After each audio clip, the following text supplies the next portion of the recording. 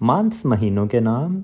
तो देखिए जनाब, रेड हमेशा जो सुर्ख रंग है इंग्लिश में होगा, ब्लू में सारे वर्ड्स फ्रेंच हैं और ब्लैक में तलफ़ुज़ है और ग्रीन में उर्दू है। तो देखिए जनवरी पहला महीना है, उसको बोलेंगे जोंविए। तो जों लिखिए, आगे वी ए, जोंविए जनवरी का महीना। आगे चलिए जी, फेबररी है, फेबररी को बोलेंगे फेवरिए। देखिए फेव लिखा है मैंने, आगे री और ए फेवरिए। मार्च को मार्स बोलेंगे, मार्स लिखिए मार्स। अप्रैल के महीने को अवगिल बोलेंगे, आव गी और लाम, अवगिल।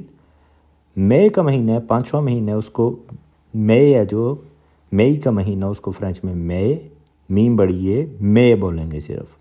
और जो छोटा महीना है जून है, जून को बोलेंगे जुआ, जो बोल के जुआ। तो हो गया जोंविए, फेवरिए, मार्स, अवरिल, मई, जुआ। तो आगे चलिए नेक्स्ट पेज पे।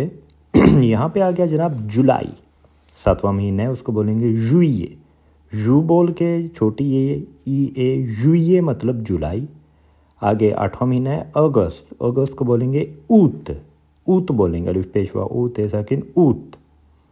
और ऊत के आगे चलिए सितंबर का महीना आ जाएगा, सितंबर को बोलेंगे सेप्टेम्बर। देखिए बग बग आगे सब में आएगा, सेप्टेम्बर। आगे चलिए अक्टूबर के महीने को अक्टूबर, ओक बोल के तो बग, अक्टूबर। इसी तरह आगे चलिए नवंबर का महीना, उसको नवंबर, उसको बोलेंगे नवंबर, नवंबर, नवंबर को नवंबर। और उसके जो लास्ट में आखिरी महीना दिसंबर को बोलेंगे देसंबर, देसंबर।